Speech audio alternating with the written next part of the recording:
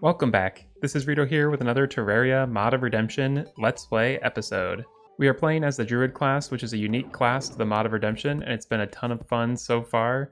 Last episode we defeated the Keeper, and this episode we've got lots of stuff to do. The first thing I want to do is go craft a boss summon for this chicken boss. It's the combination of 10 eggs and a platinum crown, but we need a demon altar. So let's go down to our demon altar that we've got. Now we can craft this egg crown. So this egg crown says it summons a legendary being, only usable at day. So there we go. It says, "You fool. I am the mighty King Chicken." Uh-oh. I don't think this is a legit boss. I think this is a meme or something. So it talks to us. It says that you're stubborn and it's gonna do the first move. And it's pecking at the ground. This is actually really cute. Whoa, it does damage. Okay. I think we're justified in killing it now. It's attacking us. We must defend ourselves. And there we go. We have defeated the mighty King Chicken. And we have a treasure bag from that incredibly difficult boss. And it's a King Chicken mask. Yes. Okay, that looks so cool. It's like the tiniest chicken head. Oh my goodness. We have the Spirit of Life. 5% increased druidic damage. Getting attack unleashes a spirit chicken to attack foes. That's actually pretty sweet. And then we have this pile of grain. Equipable summons the legendary chicken. It gives us a pet chicken. And the chicken flies if we run too fast. This is actually a pretty cool item. I kind of want to put it on instead of our Band of Regeneration. And let's see what it does when we get hit. That's pretty sweet. It summons that spirit chicken. And this chicken actually does like maybe 25, 30 damage. Yeah, that's really good. I probably should have done that a lot earlier in the Let's Play though, because it gives us that good accessory. So now there's actually a whole bunch of stuff that we can craft. A lot of people have made some recommendations in the comments, and the first is to craft ancient dirt with a solidifier and with ash and dirt blocks. And this is really handy. So there we go, we got 19 ancient dirt. And then if we use some acorns, I think we can actually plant some of these ancient trees. So there's our ancient dirt. Let's finish putting it down there. And let's go ahead and just plant one tree right in the middle. And let's see if it grows. If it does, we'll be able to get tons of ancient wood, even though we're having trouble finding the biome. In between episodes, I did a little bit more farming in the caverns and just picking up some more lost souls. And I also did some research on the wiki and found a bunch of items that we've missed so far. So I want to go ahead and craft some of them. The first is the tin cross. And this is a druid accessory. It does 5% increased druidic damage, and it gives a spirit level +1. So that's pretty sweet. And then this also can upgrade with some silk and lost souls into the spiritual relic. And I think I've actually got everything we need for that other than silk. And now that we got our silk, we can upgrade our tin cross to the spiritual relic. That looks pretty sweet. This does 3% increased druidic damage and increases spirits summoned by 1. And it has a spirit level +2. So I think this will actually make our spirit bunny a lot more powerful. And another thing we can craft is this spirit squirrel in a bottle. And that's because we captured a squirrel with a net. But it does 12 druidic damage, so I'm curious how that compares. Maybe it's a little bit slower attack speed. Oh my goodness, it shoots out squirrels. That's so cool. And some people have said that if I use this a lot, it will level up. I'm not sure if that's still a mechanic or how that works, but I'll give it a shot. And the other thing a lot of people have recommended crafting is this pouch belt. It increases druidic damage by 8% and does 2% increase in druidic critical strike.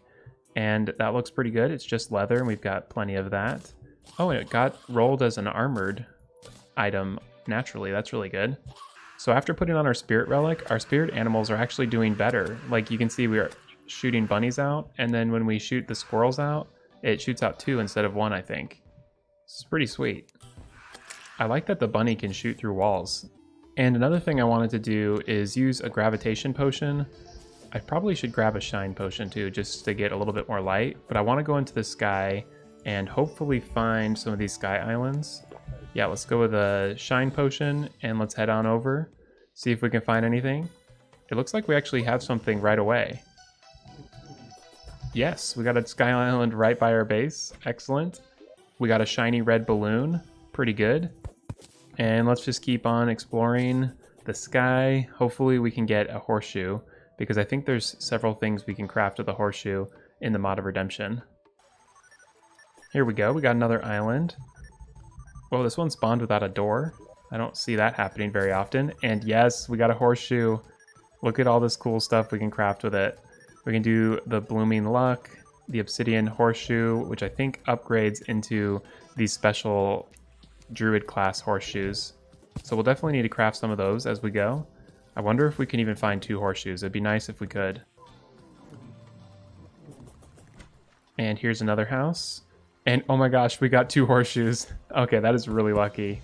And that's pretty much all we need from the sky, to be honest. I guess we'll use up the rest of this gravitation potion.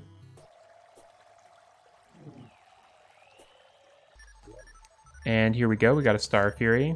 Not really that useful for this playthrough, but that's always a fun weapon to get. And we ran out of gravitation in the air, and it's always good to just teleport back so you don't die. And yeah, that's pretty awesome. We've got some good stuff here, but we need the Tinkerer's Workshop to craft some of this.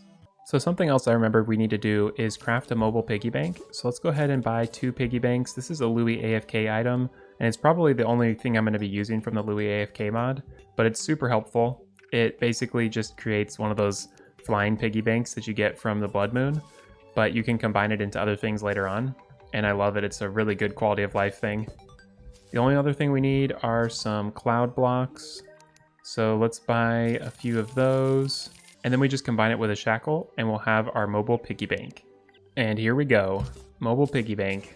And the reason I want to get this is because it's really helpful to store spare items and stuff. Like I've got this dig faster that I don't always need. So what I like to do is just put some of the accessories that we may need, but we don't always use in our piggy bank. And then things like an axe are always nice to kind of clear out of my inventory if I don't use them a lot.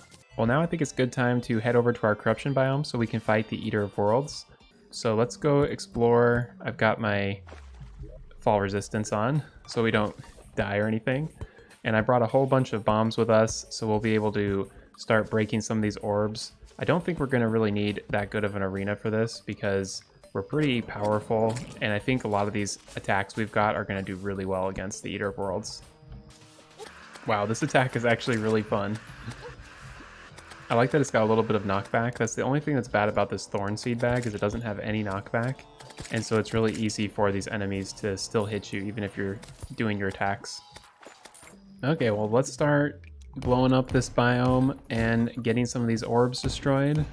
And I don't even know if I really want to bother making an arena. Let's go ahead and try defeating this boss without one and see how well we can do. Sweet, we just broke an orb.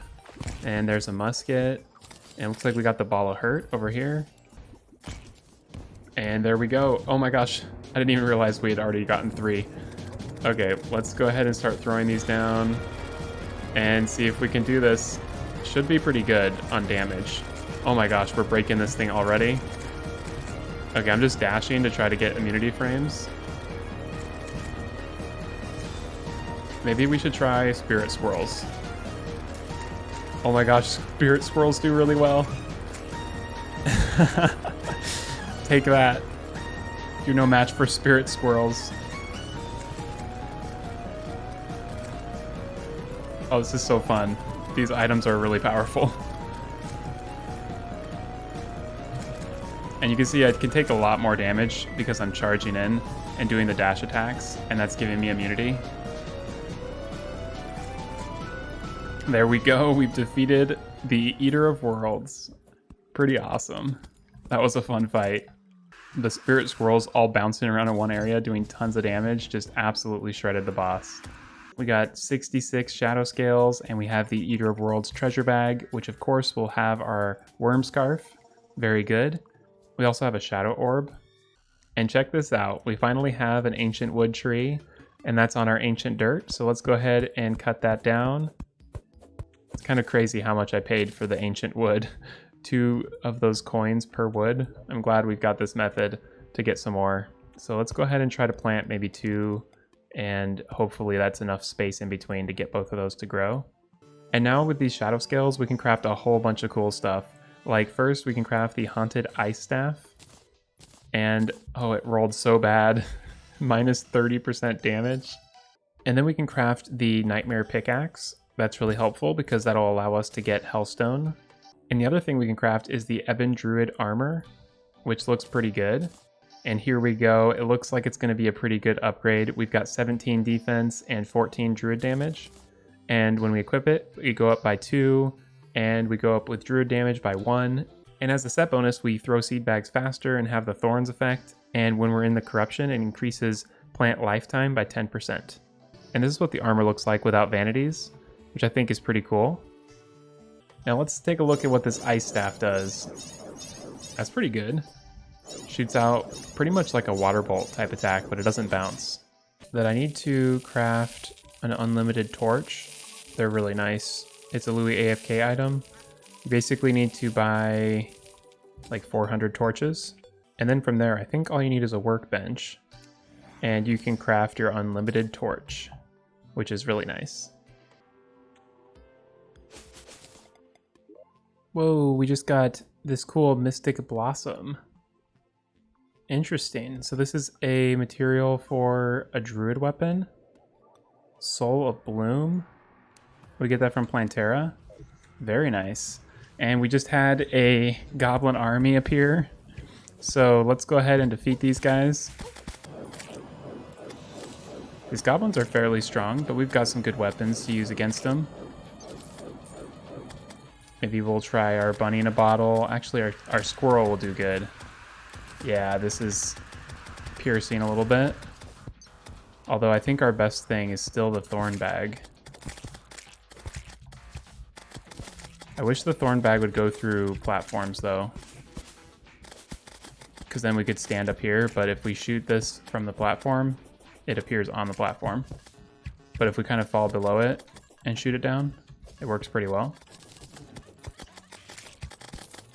Yeah, this is so good against these guys, because it's like infinite piercing. We definitely need the Goblin Tinkerer. That'll be so helpful to have the Tinkerer table and some rocket boots. And there we go, we cleared the Goblin invasion. Pretty simple with this weapon right here. This is so good for large crowds. Another thing a lot of people had recommended that I craft is the Bloodroot seed bag. And that's just a combination of leather, dirt, shadow scales, and orange Bloodroot. This is insane. I bet this would be so good against the Eater of Worlds. And it looks like we have the Traveling Merchant, so let's go take a look at what he's selling. We've got a stopwatch and a DPS meter. And then it also has a life form analyzer. That's like all the stuff I normally buy from this guy. So let's go ahead and chop these trees down and plant some new ones. Got to keep our ancient wood farm going. So I've been doing a lot of exploring on this side of the map, and I'll probably just continue. I definitely want to find the mini boss that spawns underground after defeating the Keeper. And now that we've got our life form analyzer, we should be able to see it a lot easier. Plus, we'll be able to find the Goblin Tinkerer. So I think our best bet right now is to stay underground for a little while and see what we can find.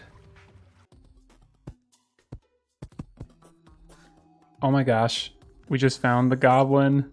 I don't think I've ever found the Goblin that quick. And we can go ahead and buy our Tinkerer Workshop and some rocket boots. Excellent. Let's go ahead and combine our stuff right here. I usually like to just combine them while I'm exploring. So we can do our Spectre boots. And now we've got so much more mobility. It's always nice to get those rocket boots. And this new weapon, I think, is amazing. I think it's even better than the Thorn. The background just changed. It looks like we're in some like poison infection biome or something. And the music just changed. I'm nervous. This is so cool. A new biome. So up top I can see we've got a special structure up there. I've heard that there's a lab in the Mod of Redemption, and I think this has got to be the lab. Oh, that looks so cool. What is that? It's like some crazy monster or some like cocoon or something. It's called Mace Project. Can we break these? I doubt we will be able to break them. I have a feeling this is going to be like the jungle temple where you can find it, but you can't enter it until later. This looks so cool. It reminds me of Starbound and the little missions you go on. Oh my goodness. There's enemies spawning. They have 1,900 health. Oh no, they're coming out the bottom. This is not good.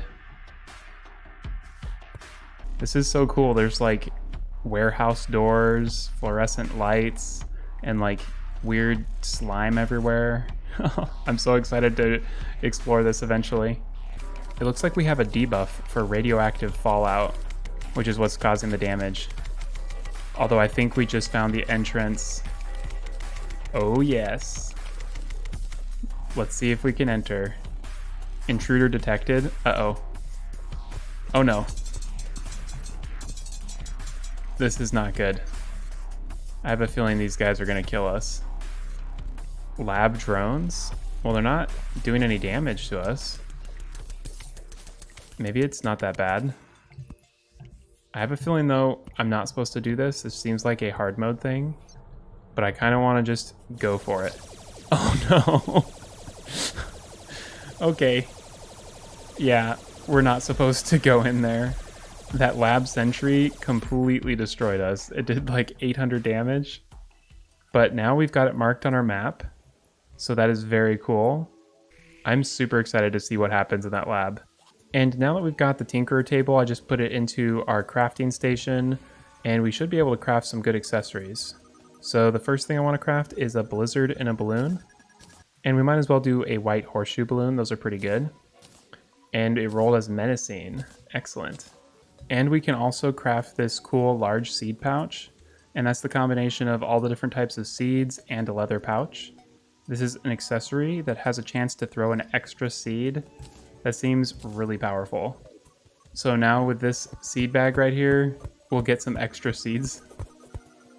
Well, I think that's a great place to end this episode. We defeated the Eater of Worlds. We defeated the King Chicken. We found the super awesome abandoned lab. And we've got a bunch of new upgraded items. We defeated the Goblin Army and got the Goblin Tinkerer. We are getting pretty powerful. We probably are ready to go to fight Skeletron and go into the dungeon. Lots of good stuff. So definitely stay tuned for next episode. It's going to be a really good one. If you all are enjoying this series, be sure to like and subscribe. Thanks again for watching, and I'll see you next time.